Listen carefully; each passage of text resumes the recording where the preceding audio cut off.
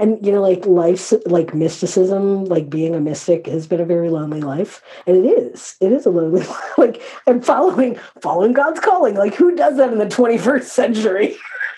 In this economy? In this economy? That's my new line. A mystic in this economy? Welcome to Faith and What Resonates, a podcast that explores the intersection of faith, spirituality, music, and the nature of inspiration. I'm Gail Gallagher, and I'm a professional musician and lifelong seeker. I was raised both Catholic and Unitarian Universalist at the same time, and as I grew up sorting my theology, I found my spiritual ground in music and theater.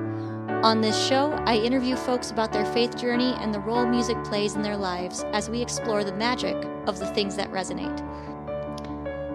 My guest today is my friend Aidan McKormick. They are a magical, non-binary artist, writer, performer, and mystic, and they have their own independent ministry under the name Saint Sparklebear. I knew Aidan would be the perfect person for my first episode because we're good friends who talk about this stuff all the time. We also have a bond over the musical Jesus Christ Superstar, and I thought that'd be the perfect thing to talk about on my first episode. In addition to Jesus Christ Superstar, we talk about mysticism, grief, Aidan's journey experiencing the call to ministry as well as the call to transition, and other tangents about the state of the world and theological nerdery. Throughout this conversation, there are a slew of book recommendations and theological references, and I have linked as much as I can in the show notes. Also, a quick heads up, there's a couple swears sprinkled throughout this conversation. Nothing major, but if that's a thing you want to be mindful of, it's a thing. Anyway, here's our conversation. Y'all, this is the first episode of Faith and What Resonates, and we are here with my friend Aidan McKormick. Hi, everybody. And they are someone I have known for like 8 years. I've known you 8 years. That's an insane amount of time. I didn't realize it was that much time, really. Yeah, it was like 2012. That's a lot. That's a lot of years. Yeah. When I look back, I started ministry in 2005. So it'll be like 20 years in 4 years. Yeah.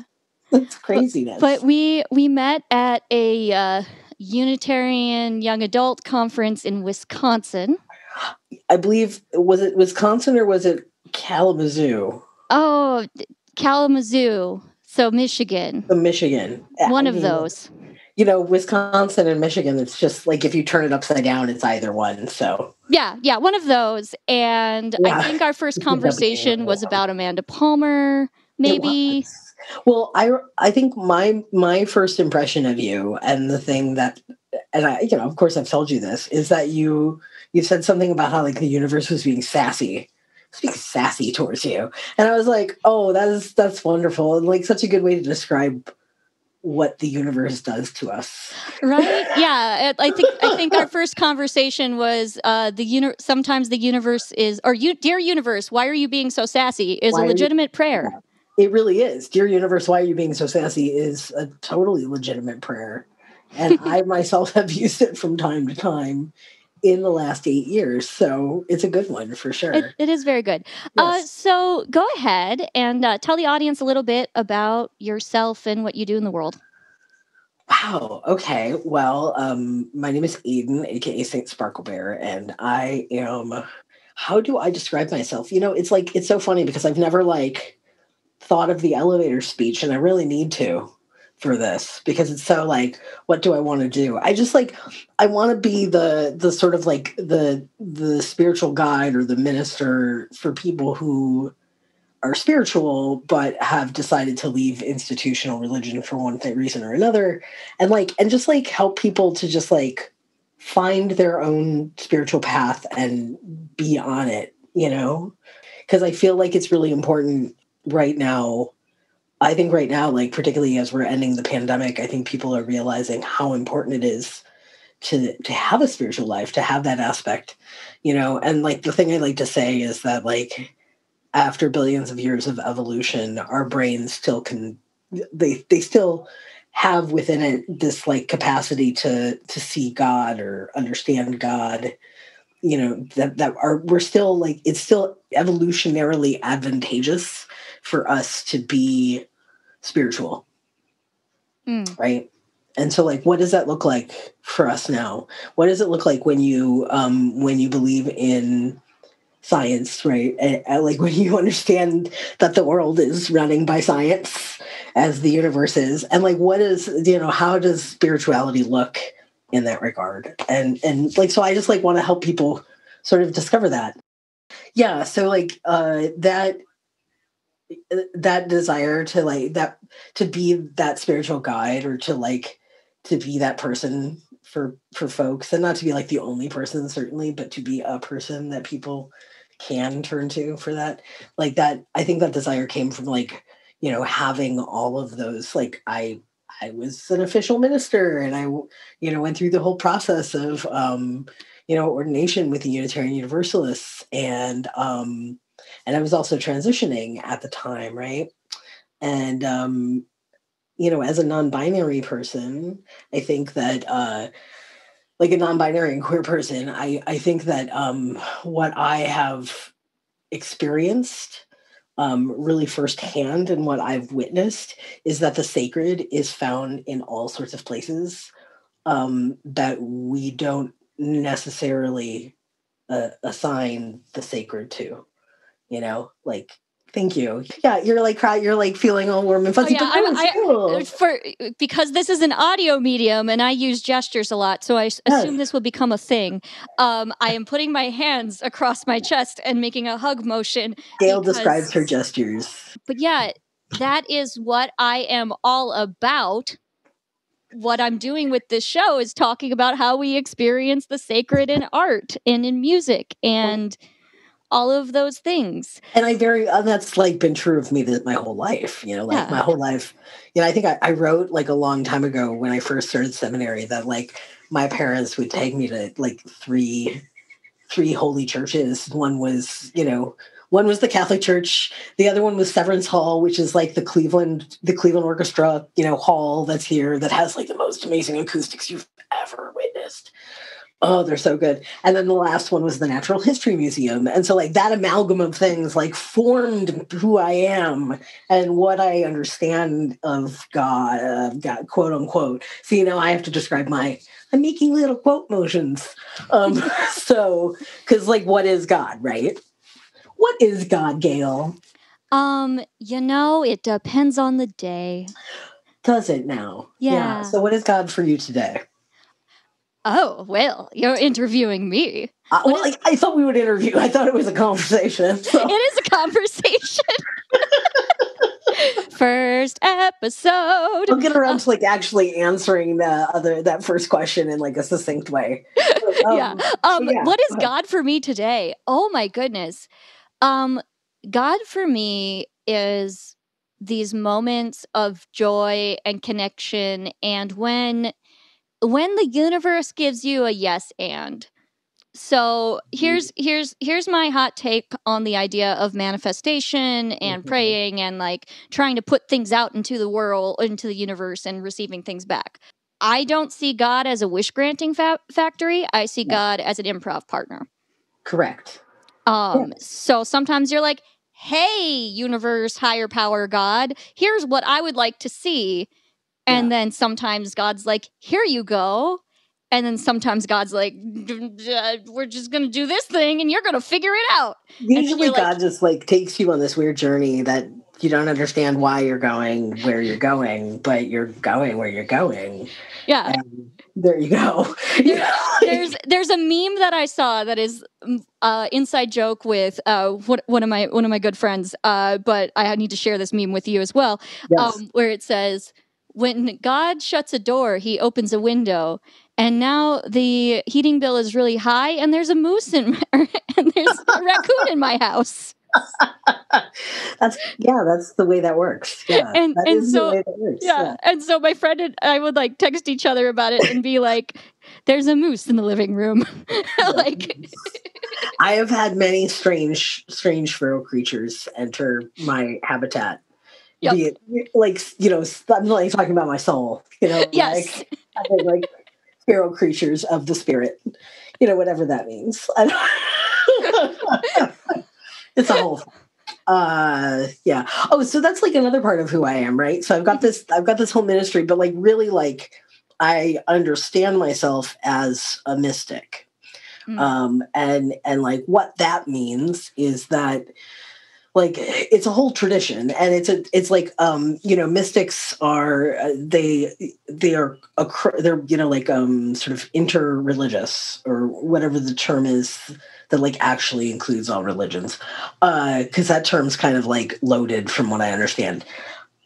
Any hoozle, you find mystics in Christianity, in Judaism, in with Kabbalah and all of that, like in Islam with Sufism, and and in a variety of other places as well. So like all of these different traditions, like the Tibetans are a particularly mystic kind of Buddhist, and so like a mystic is someone who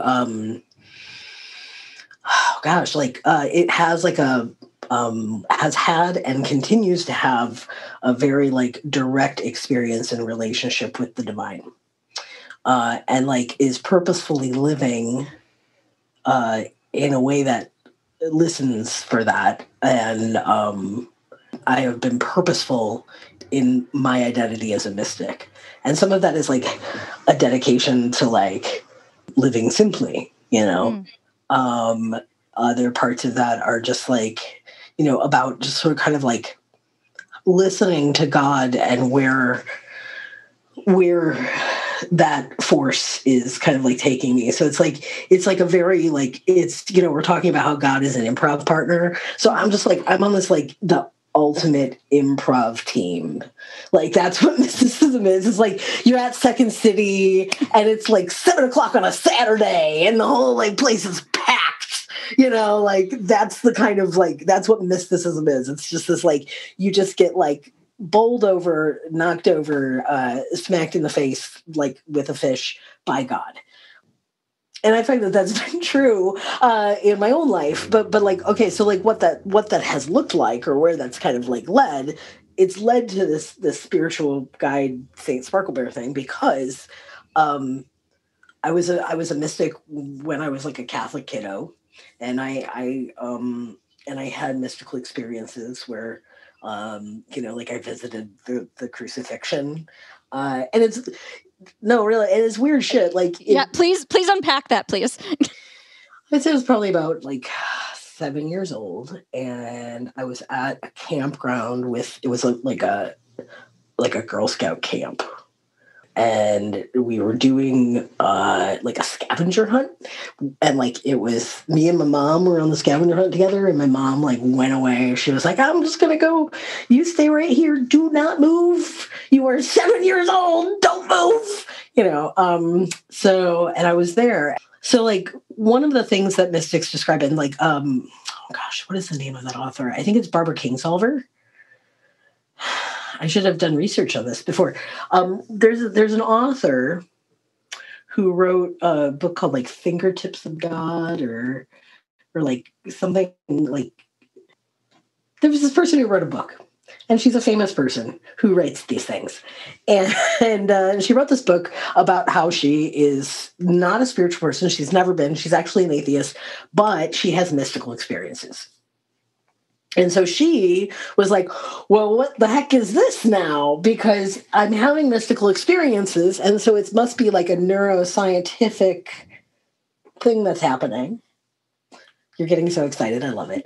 And so like, and so she was like, she was curious about what the heck is that? What's that thing? And it's funny because I was always curious about this too, because right. I was this like little kid who was super into science. Like I wanted to be a paleontologist. Like that was what I told people I wanted to be. And instead I'm unpacking the Bible, which is kind of the same thing, really. They're both fossils. So I wanted to be a paleontologist. I was a very scientific kid, and I was having these experiences. And so like for me, like science and spirituality were never separate. they were never two different things. There was never this idea that it was like a black or white kind of idea in my head. They were always intermixed, like from the time I was very young.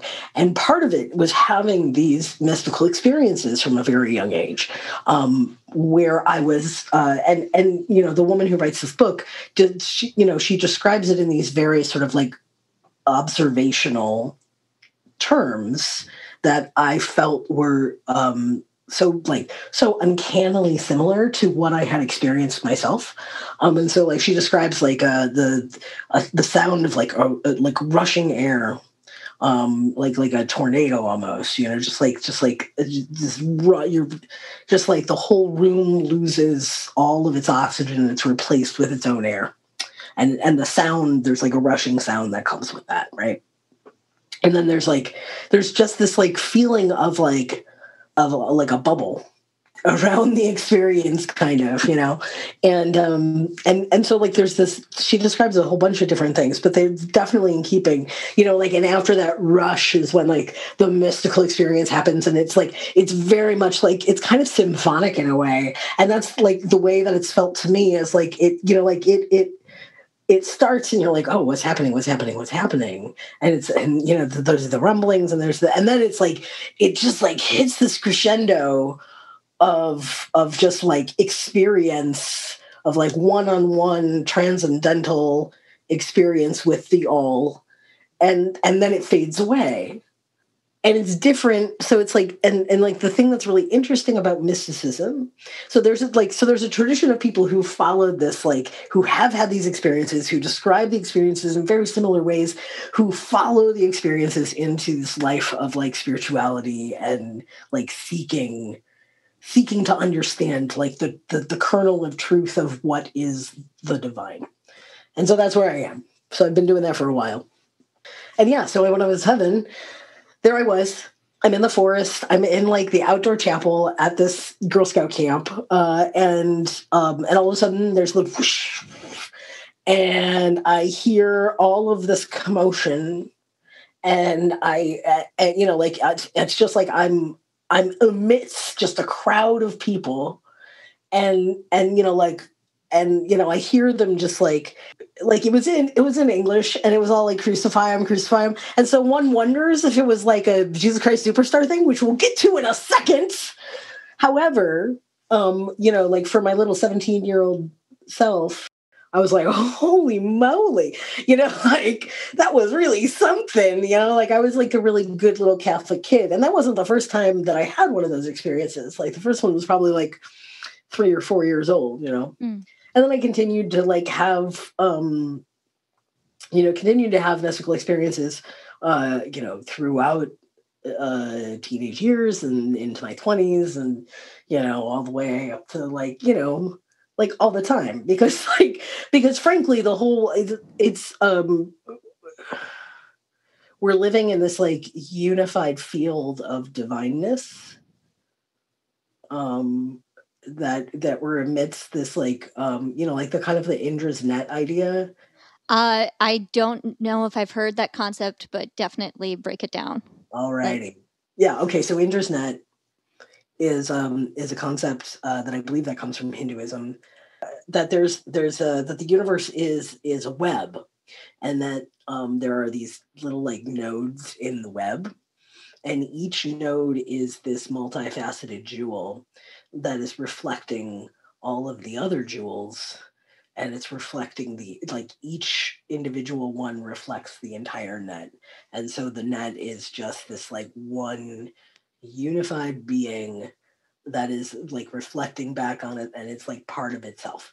So it's like it's kind of like the interconnected web in Unitarian Universalism. It's very similar to that, but I think it's like, for me, it's like it's a little more beautiful. And so like, like when you break it down to like kind of like simple terms, right? It's just that we are one with the universe. Like that there is no separation between our bodies and the earth on which we are, and the animals that we see, and each other.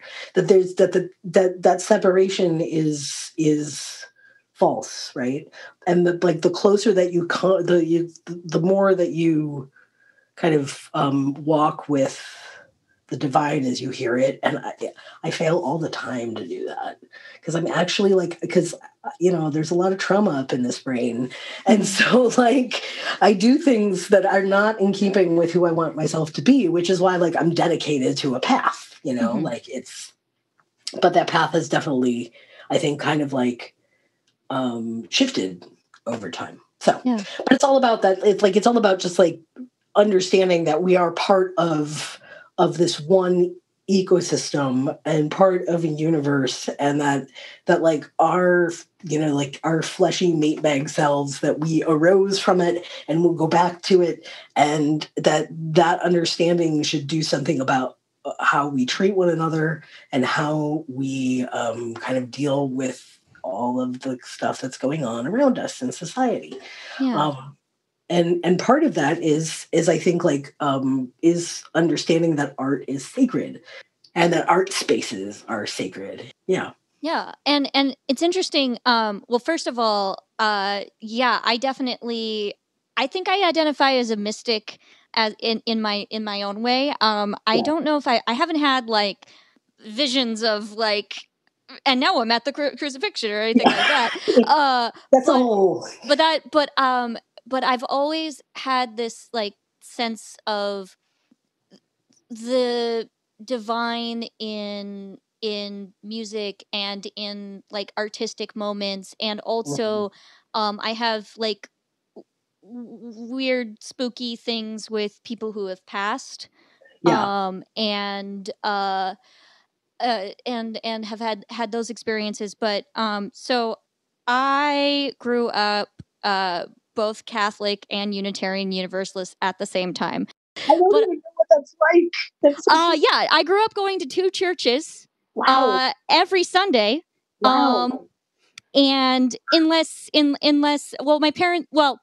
Catholic always, Unitarian optional, you see. Oh, yeah. Well, of course, Unitarian, it's totally optional. Yeah, like Catholics have that whole, like, there's commandments, like, there's, like... I mean, I went to Catholic church for, like, a long time, like 18 years of my life or something. Yeah. Like, I was fully indoctrinated into that. And I definitely spent a lot of time, like, okay, I was sort of like understanding kind of like, okay, so we're believing in God and like, and trying to like download all of the theology into my brain, but it was all very heady.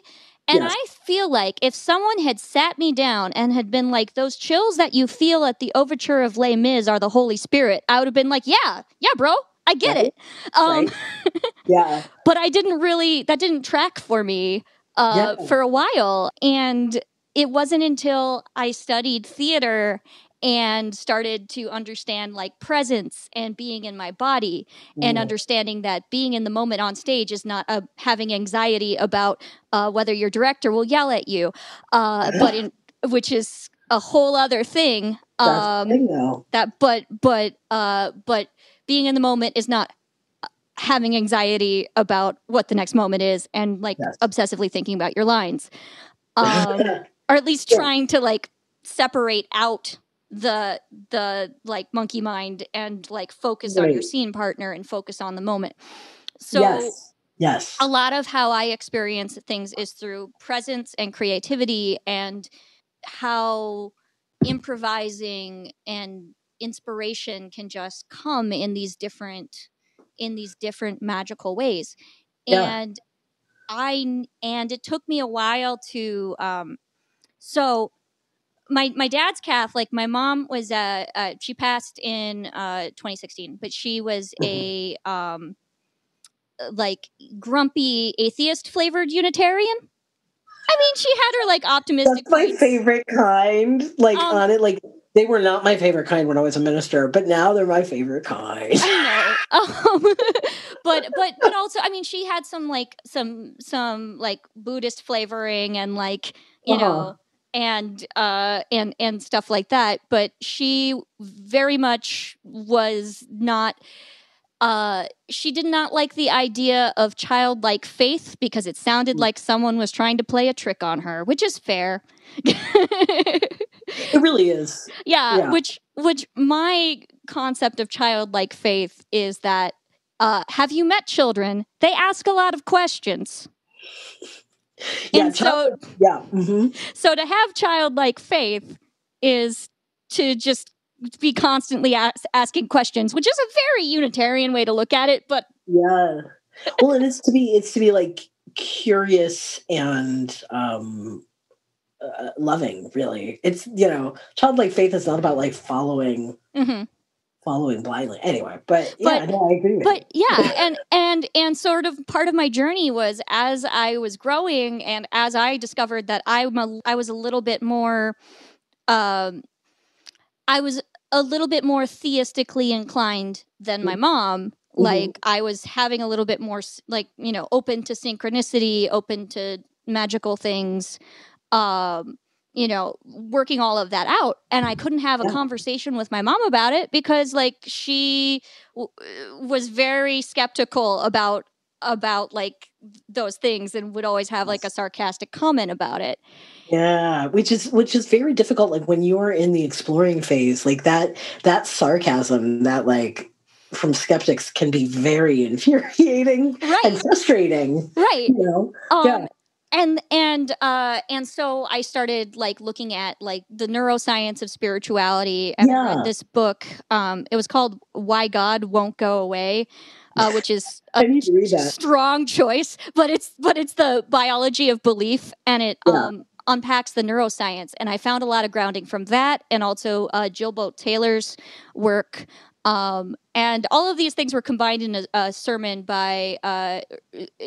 Like my first year in Chicago, I had this magical moment where the minister at Second Unitarian at the time, Reverend Adam Roversmith, did a whole sermon on the biology of belief, and it just grounded things so much for me. I'm gonna have to look that up actually, because he's a brilliant guy. Yeah. So, if he stumbles upon this podcast, hey Adam Roversmith, how you doing? You are a mighty good fella person. I don't know if you identify as a fella. You are a mighty fine person. He is a mighty fine person. Anyways, so then when my mom passed, I started having these very strong senses of her presence. And it was very, the particular story I have is, so it was like a few days after she had passed, and I was in Chicago, and I had not slept. And, but I had come back from Iowa to Chicago for like a couple days, and then was driving back to Iowa for her funeral. Yeah. And I'm on the phone with a friend of mine, and I'm like talking about how I'm like having these moments of connection and stuff, and I'm walking down the beach, and on a bench is a ratty piece of quilt, and my mom was a quilter. Okay. So my mom was a quilter, and I had been thinking about this. I was like trying to, because my brain writes theater pieces when I'm having like freakouts. And so I was having the night before, my brain was like coming up with a performance art piece about the quilt she sent me off to college with. And that's a whole other story. Like that would be so much more. I know. It's like really boring sermons. Yeah. I mean, well, my brain writes theater pieces that want to be sermons, but that's fair. It's fair.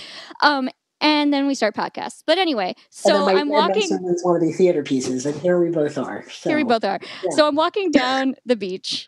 Yes. And there's this ratty piece of quilt on the bench. Yes. And I say to my friend, so she didn't believe in this stuff, and now she's sending me quilts. Right? And that is so funny. And like, the brain gonna do what the brain gonna do. Sure. Like, you can interpret that how you will, but also it's a sign. Yeah. I think that a lot of people, I don't think you're alone. I think that a whole bunch of people have experiences of like, sensing their loved ones, or their loved ones providing them with messages or symbols or things like that. Like it's just part of it's part of losing someone. It's part of, I don't know if it's like how our brains grieve. And so our brains, like, it's kind of like how brains like sense faces. Like, I'm not sure if this was in that book, but yeah, like, it seems to me like it is part of like, it's part of so many people's experiences of loss, including my own. Like my dad died in 2013. And especially like now that I've been living back at home, he's here so much of the time, and he's like always opening doors and being a general nuisance. And he was just an absurd jokester fella, and he's doing so in the afterlife as well. And it's beautiful. Like, it's so wonderful that he's here, and he's just, he's like I've had the chance kind of like to find peace with his death in a way that I hadn't, because he's just like here, just like kind of poking and going like, hey, like, because that's who he was. Yeah. And he taught me to be irreverent. Like, he was the one who taught me to be both reverent and irreverent at the same time. And he was a theater person. So like, yeah. So I think there's something to all of that. There's something to the way that like the process of making theater, of being part of theater, that like the sort of the repetition, the ritualistic aspect of it, like that a lot of us are also like these woo spiritual, like we have this other, we understand things in this more, broad sense spiritually. But I think a whole bunch of people do, and we just don't talk, like, we don't talk about spiritualism, like spiritual stuff in our culture. We're always talking about like the problematic aspects of religion. Yeah. Or talking about what it can do for you. Yeah, right. Because people talk about spirituality, but it sounds an awful lot like capitalism sometimes. I think a lot of things sound like capitalism sometimes. We could really. We don't want to go down that hole, but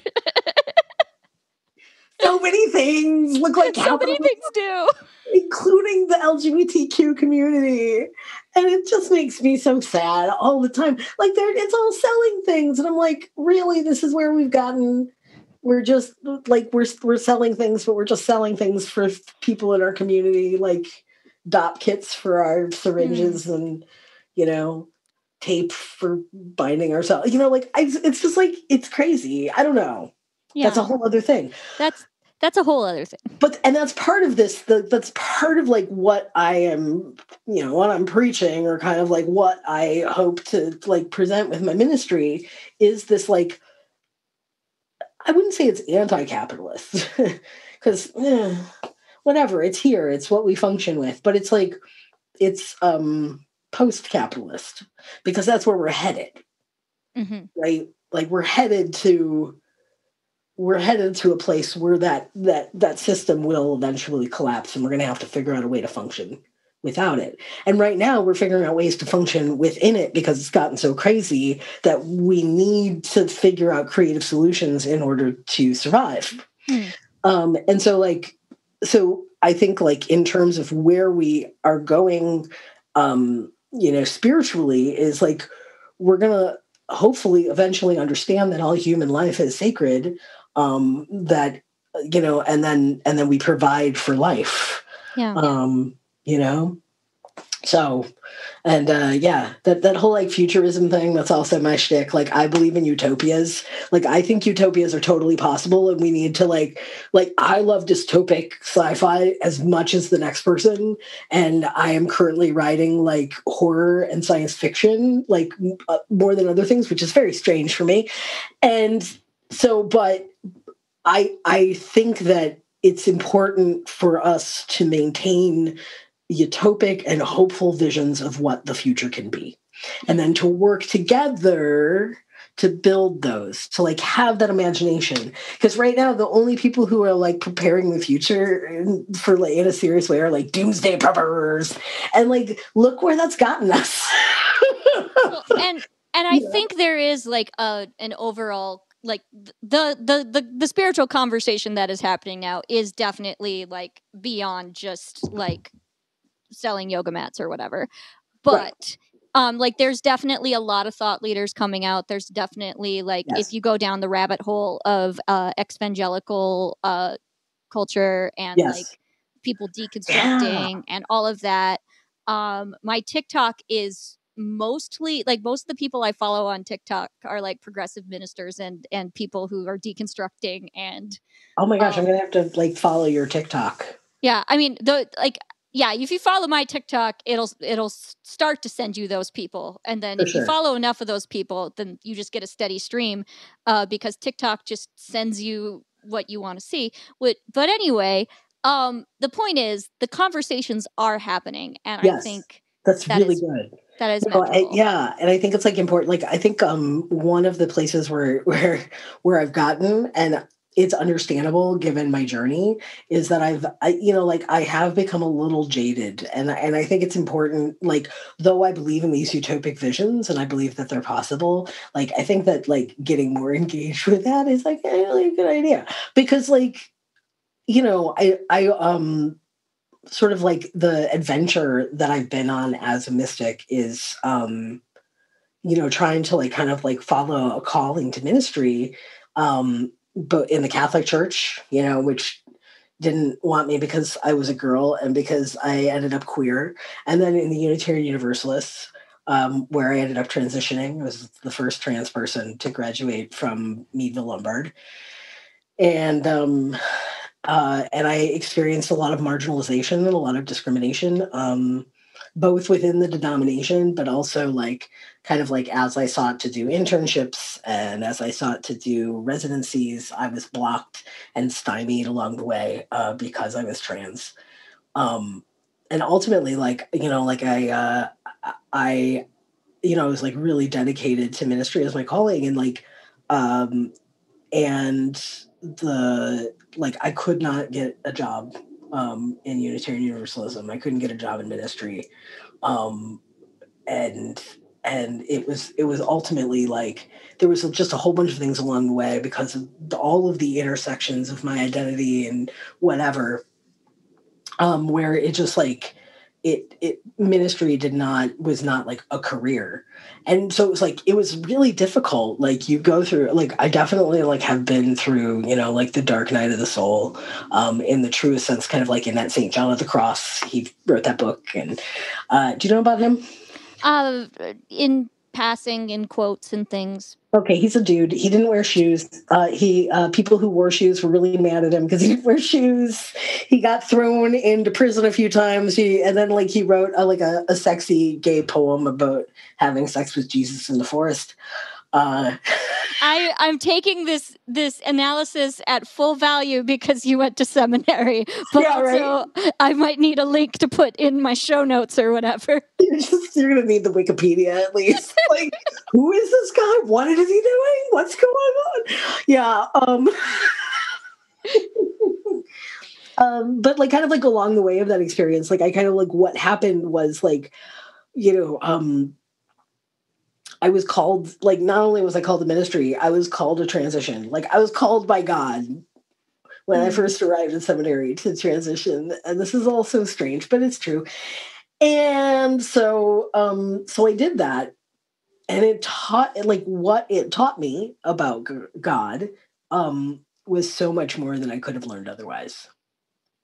But it also, like, took me outside of churches. That I learned that churches were not the places where God was now. That God is everywhere, and that we're living in a time where God is everywhere, and that we just need to cultivate it. We need to see it and cultivate it. That we are living, we are living kind of like in the kingdom of God, like we have the capabilities to give everyone what they need. We have the capability to solve disease. We have the capability. We can do all of this. We can achieve it. It's within reach more. It's more than it ever has been. And it feels so hopeless, but it's not, right? But so like the holy is actually like what we do now to like achieve that vision, right? What we do now to like save as many of us as possible, but also like reincorporate ourselves into the planet where we come from, right? So that it's so like all of this, like all of like the cool stuff with green design and with kind of like indoor farming and all this, like all that kind of thing is like super, like for me, like the holy is there as well, because we're like, because we're creating life and we're looking at ways that we can be part of nature again. Yeah. And not separate from it, because we aren't. Yeah. So there's all of that. Jesus Christ Superstar. Yeah. Okay. So let's very gracefully. We're going all over the place, and this is wonderful. Oh my goodness. I'm here for this because I resonate so much with what you're saying, and like I think I'm just going to tell everybody to read some Richard Rohr if you want to get on this train. Yeah, Richard Rohr is good. I would also like my oh man. Like, okay, so I really, if I can name theologians, this is so cool. So I really like Catherine Keller is another one. Mm-hmm. And she writes process theology, which is that whole thing that you're talking about God as the improv partner. Okay. Like for me, that's process theology. I've been meaning to go down the process theology rabbit hole. So. Yeah, so you can also like include links to process theology if you really wanted to. But that's a whole other. But yeah, Catherine Keller is a really good one. And I also like Marcella Alphys Reed. Is like my theological girlfriend. She's like this. She wrote a few books. One is called The Queer God. The other one is called Indecent Theology. And it's all about how, like particularly Queer God is a lot about how queer people manifest spirit and manifest the holy within the spaces in which they are not marginalized. So the ways in which the holy manifests in gay clubs, in drag, in musical theater. In musical theater. Yeah. Yeah. Yeah. Exactly. Exactly. So yeah, so like yes and. Well, yeah, because it's like. Because like I think like the thing that I'm really into is that like our bodies and our spirits are not separate. It's all kind of thing. Like because we're in this body right now. Who knows what will happen to it?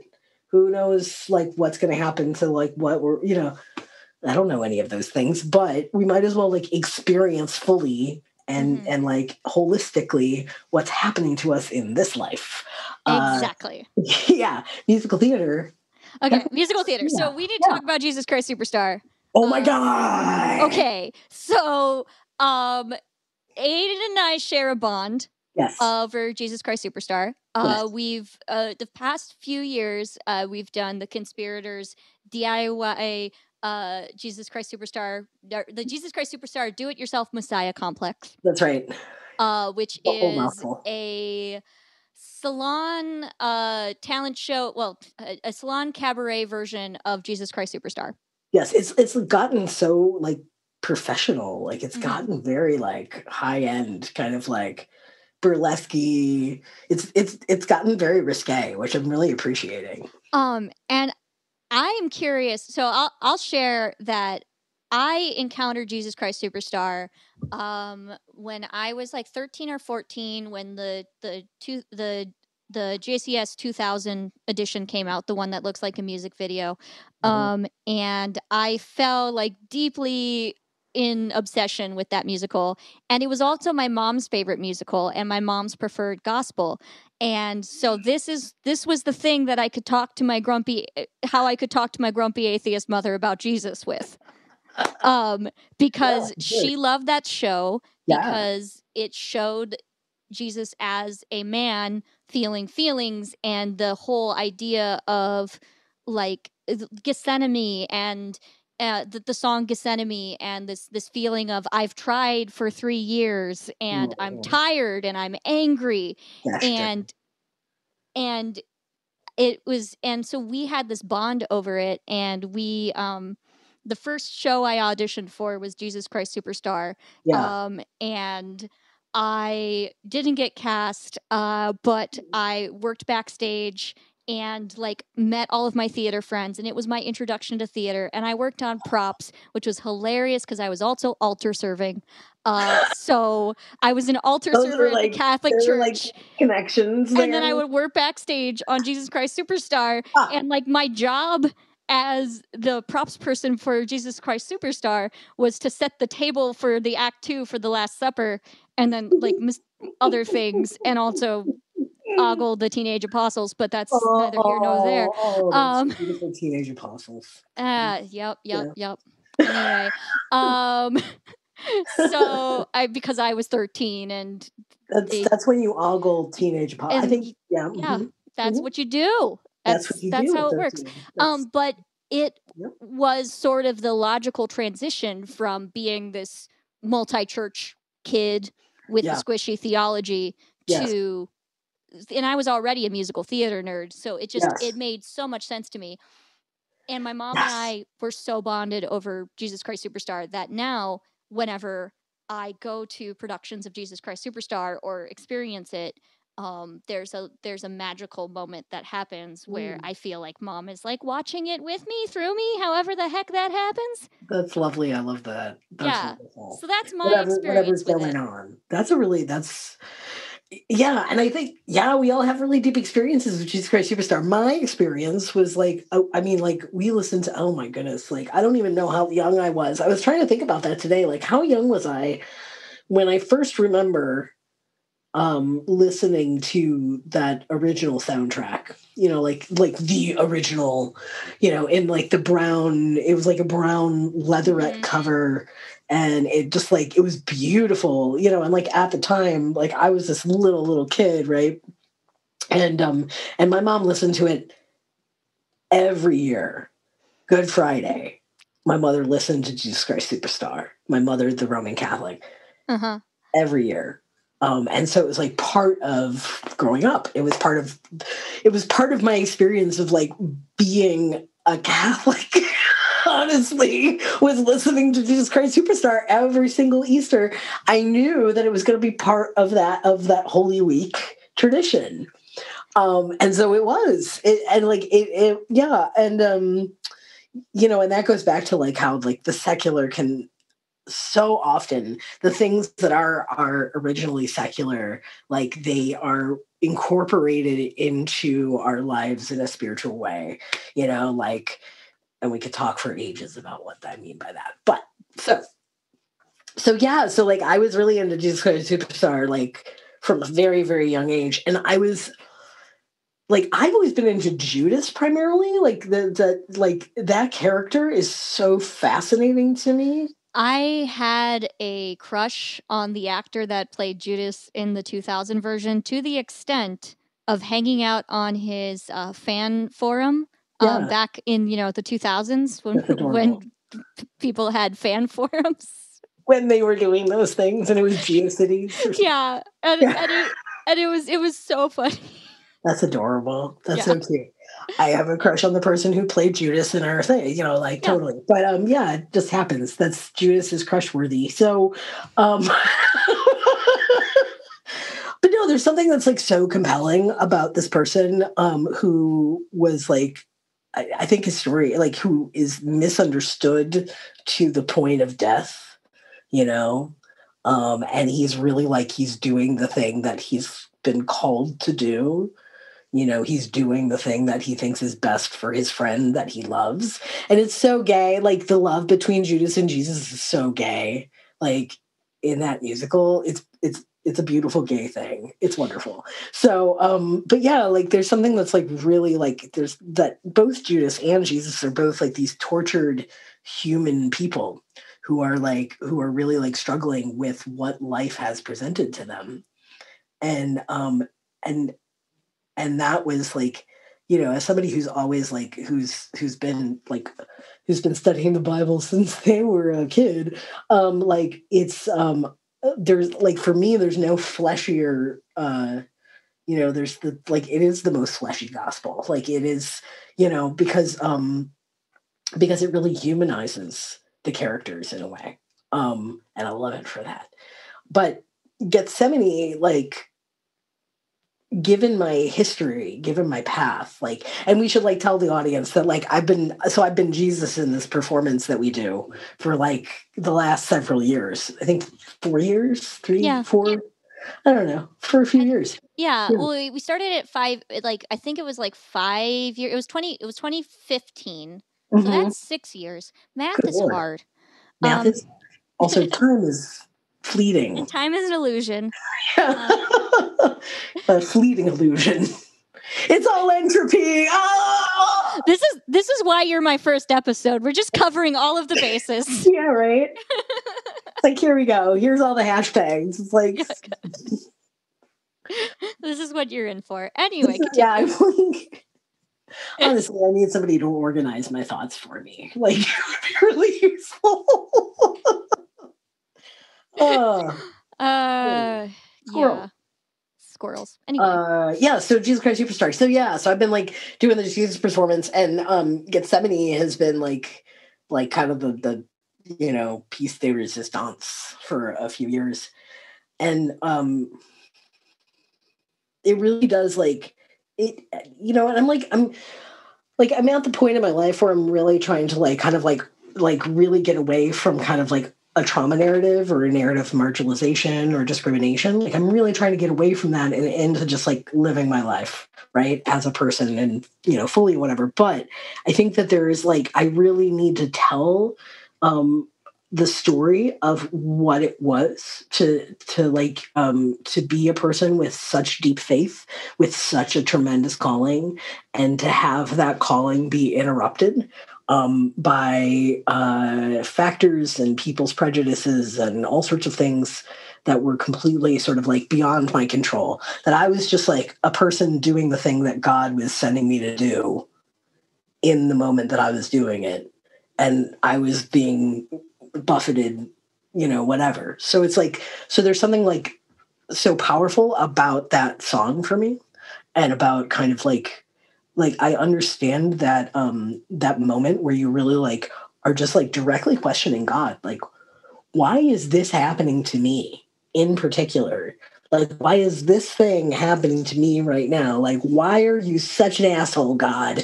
What is going on?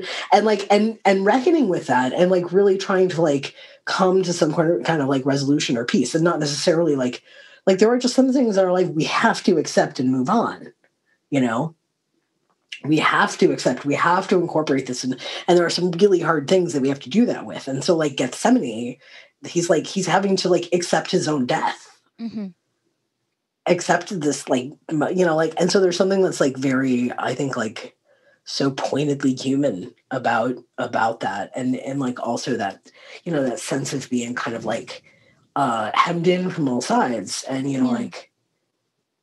so there's like that piece in particular. And, like in this year, I think, especially, I really wanted to highlight, I wanted to be like very explicit about kind of like, this is about trans people. I wanted to be like way more sort of like specifically in your performance for the DIY this year. Yeah, this year. Yeah. Like in past years, like it's always been about that for me. It's always been about that journey, but it's never been like, I've never like been like, this is about that journey. And this year I was, or like I held up signs about different statistics, like particularly that affect trans masculine individuals, which is what I am.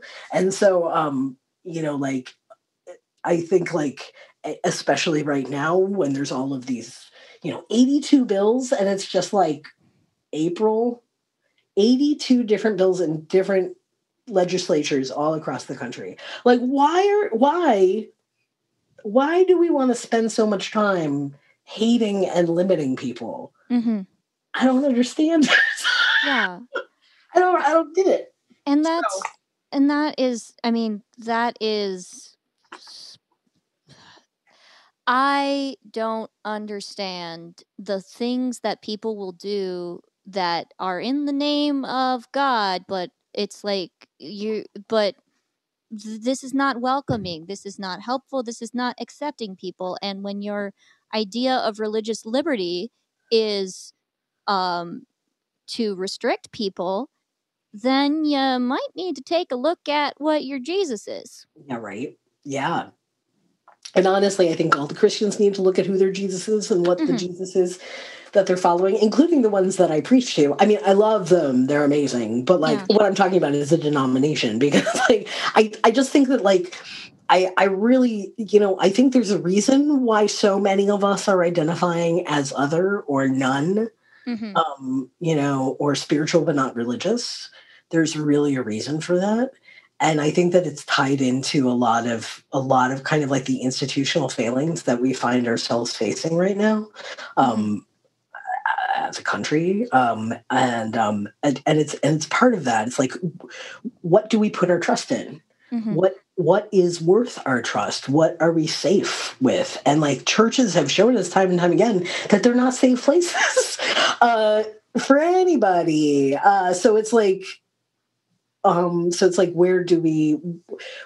like spirituality is such a it's such an intimate topic. It's like so much in keeping with the core of who we are. Exactly. It's like, how do we find places where we can trust each other to talk about that? And we trust each other by putting it through mediums. Like we put it through like Jesus Christ Superstar. Yeah. And then it's like, we're trusting each other to share this moment, and it's spiritual, but we're not really saying it, but we're saying it.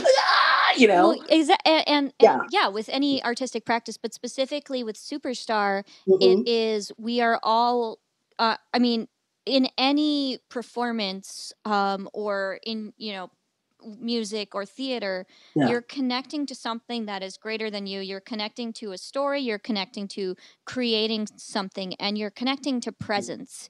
Yes. And I think so much of what we are, the goal of a spiritual practice and the goal of religion is presence and community, and finding the sacred in the moment. And because art encourages us to find the moment, it has its own element of the sacred. Yes. And and with Jesus Christ Superstar, you can come to it with whatever level of Jesus that you have experienced. Because we all have Jesus. Because well, not everybody, but not everybody has Jesus, but a lot of us have Jesus, and a lot of us have like some issues or some questions. Yeah. Yeah, and you can, and you go through the story that has been told over and over again, that's always told, but it's different and it's humanized, and you can, tweak it here and there, and we're all participating. I mean, it's the passion play. Like there's a reason that they used to do these, passion plays touring through town, and some of it was like doing the Christian, evangelizing or whatever thing, colonization thing, but also there's the story of being able to engage in that story together, and that story of the resurrection, and also the element of Gethsemane, and connecting with acceptance of death. That really struck me too. And one thing that I keep poking at is bonding over Jesus Christ Superstar with my mom when she was experiencing cancer. Oh yeah.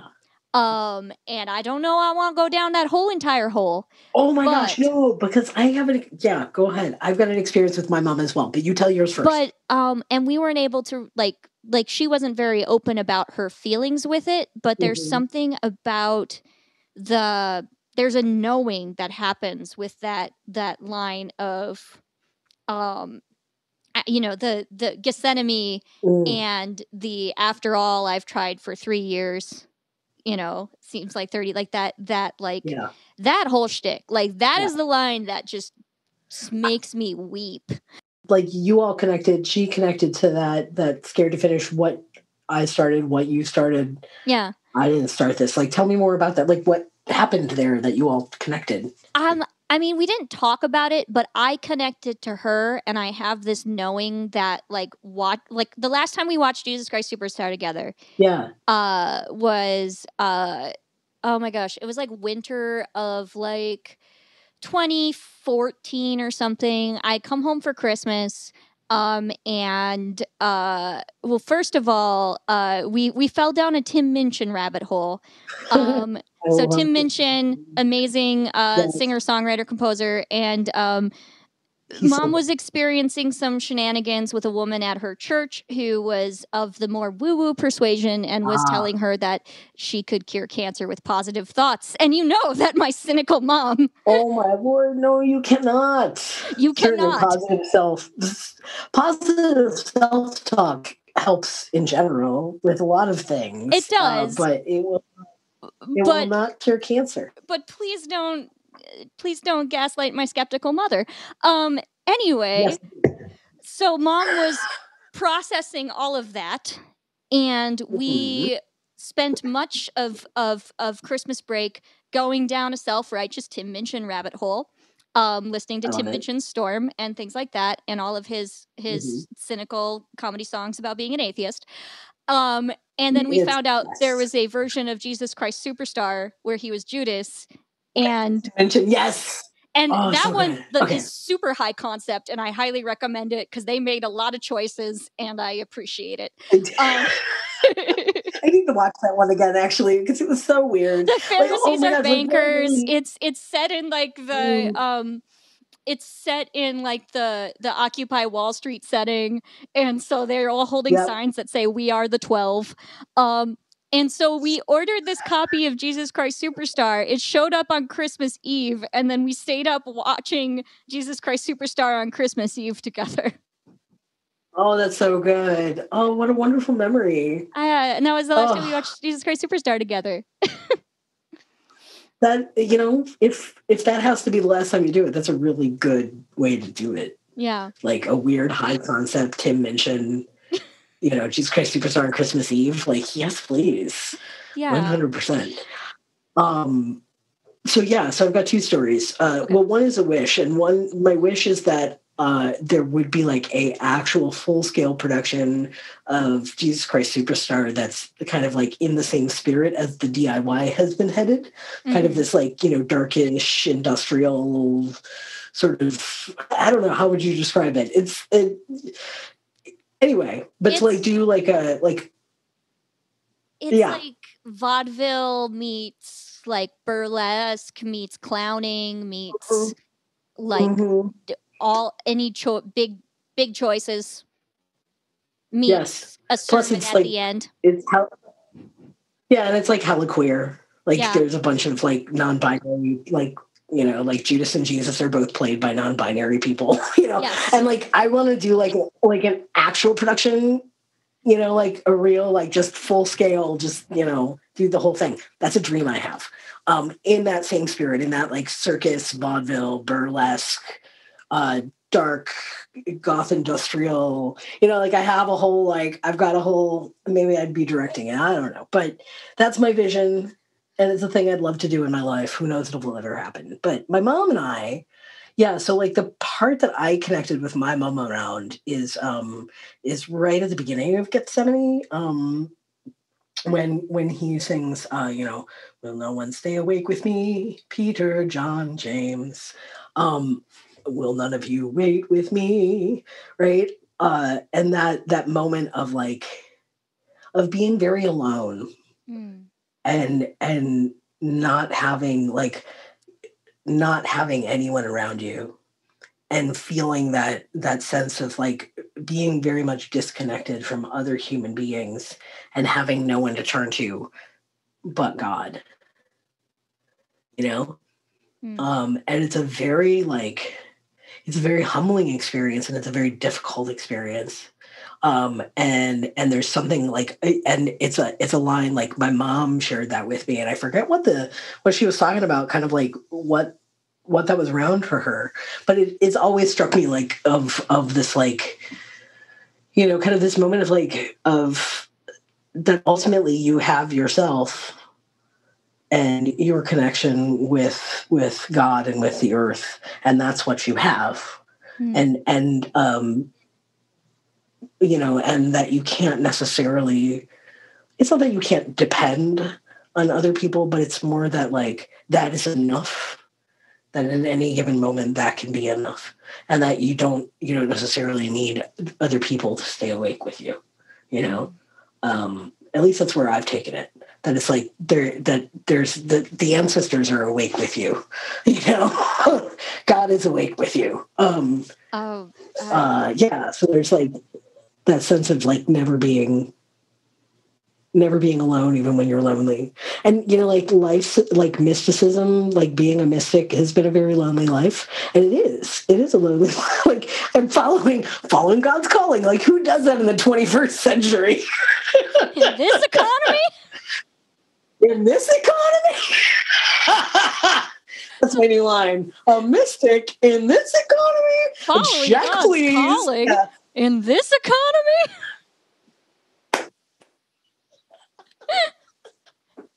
Yeah, right? That's what I've done. I've done that my whole life. It's such a weird thing. Like, nobody does that anymore. And here I've been doing that. And like, it's, you know, you got to remind yourself of, like, at this point, it's like, okay, I'm still on that path, man. And it's really hard sometimes because it's like, in this economy, like, I need a job, right? Like, I have to have a full-time job with health insurance that pays me money. So I can't spend my whole life dedicated to my search for connection with the holy and with all the everything. I have to make money. And that's kind of a bummer, man. Like, and I think it's something that many of us feel, and I think compels us toward these utopian visions of which we were speaking earlier. Yeah. So yeah. Anyway. Yeah. I was going with that, but there you go. There's so many nuggets to pick out of this. I'm a very nuggety human. Oh man, we covered so many bases, and I want to go back to this idea of realizing it's okay to be alone. And I think that is definitely something that I've experienced with the grief journey, and this idea of like the journey that I've been on, you know, over the past few years as I've been processing losing my mom, has been realizing, like, finding that like voice of wisdom, which is her and is also like the higher self and is also the, you know, whatever it is, but like there's something really cool and really grounding about finding that place. And it's also a big, long, hard process. And it doesn't mean that like when you say, you know, you are enough or it's okay to be alone, that doesn't mean like I'm gonna go hide in the woods now, okay, bye. Unless like you can. But that'd be fun. I mean, but it means that in being able to find that and find that ground, then you're better able to share that with others. And I think so much of, and this is me like quoting all of the Father Richard Rohr I've absorbed over the past year. Hit me. But so much of the spiritual journey is finding that presence and finding the place where God lives in you, and finding that solid ground, or however you experience it. I mean, it can also be your higher self or whatever. It depends on if you believe in God that day, which, you know, depending. Yeah, it might not, you know, it might be solid. God is like gender. I just know how to God and gender are very slippery. Like, they can be so many things, and like it can happen day to day, and it's like a different thing, and who knows? And sometimes there's just a lot of rules, and you're like, man, do we have to do that? Oh, we have to. Can we not? That's actually less funny. I shared it. Did you see this on Instagram? I shared this photo the other day. I'm reading Buckland's witch workbook. I don't. It's like the big blue workbook for witches that Buckland wrote that everybody reads, and I'm just like reading it again because like the last time I read it, I was 18 years old and I was trying to scare people, and so I was reading this book, and like he was talking about duality, and I like circled it, and underneath I wrote, "Can we not with the duality? I did see that. Can we not?" I did see that with the duality of the paganism. Yeah, because it's like for me, it's like we don't live in a binary world. Biology is far more complex than that. Right. And anyway, and also how we interpret the world as far as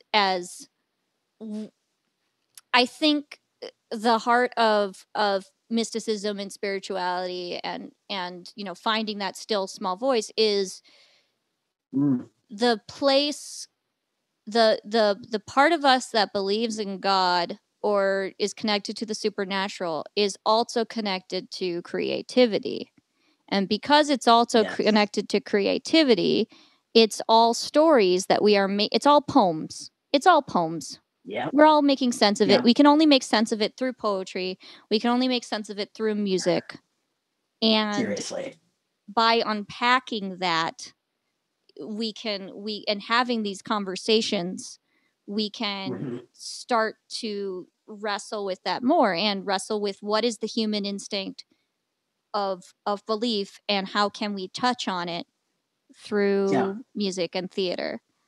Right. And then how can we then find that common vision with other people who are doing the same in their own little corner, people who are finding God in kayaking and people who are finding God in cosplay and people who are finding God in, whatever, we all do these weird things that actually do connect us to the divine where we find God in it, but we don't talk about it with each other. And if we did, if we talked about that stuff more than we talked about the problems of the world, what would happen? What would if we all connected around our love, right? Exactly. And there's a lot of okay, well, this is what I don't believe, and this is what I'm against, and we want to talk more about what we are for.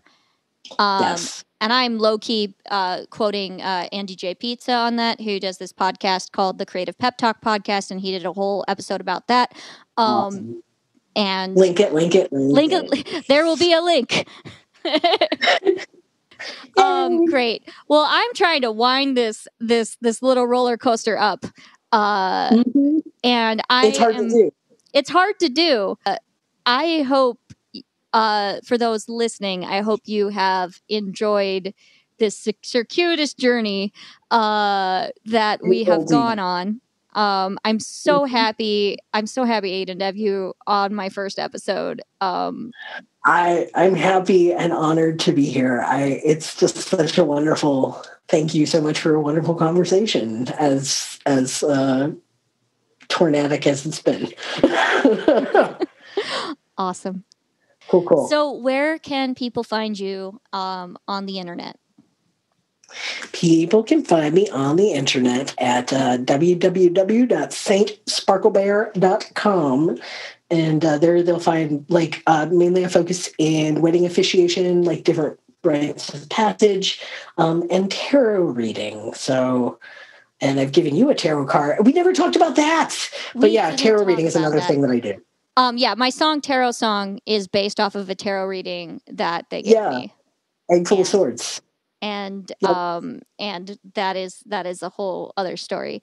You should. Saint Sparklebear, saintsparklebear.com, and there you will find information. I also have some of my sermons up there, as many as I want, but there'll be more. I'm also going to be putting I've become a visual artist during the pandemic, and some of my visual art will be appearing on the website soon. So, yay! Awesome. Thanks for having me, Gail. Yeah, thank you. Thank you for listening to Faith and What Resonates. The theme music for this show is My Journey, My Song, the first song that I wrote back when I was 19. This song has an epic backstory, and I'll tell you about it in a future episode. Faith and What Resonates is part of the New Faith New Media Network. You can find out more about what we do by checking out our Facebook page. You can also discuss this and other episodes in our Facebook group. You can check out our other show, A Pastor and a Priest Walk into a Movie Theater, hosted by the Reverend Michelle Byerly and Father Andrew Miller, on whatever podcasting platform you found this show on. If you like what we do and you want to support that work directly, you can support the New Faith New Media Network on Patreon. All Patreon supporters get access to our Patreon exclusive podcast, Blessed Lunatics. If you want to know more about the things I do in the world, you can head to my website, gailgallaghermusic.com. Thank you for listening, and remember to stay curious and keep following the magic of the things that resonate.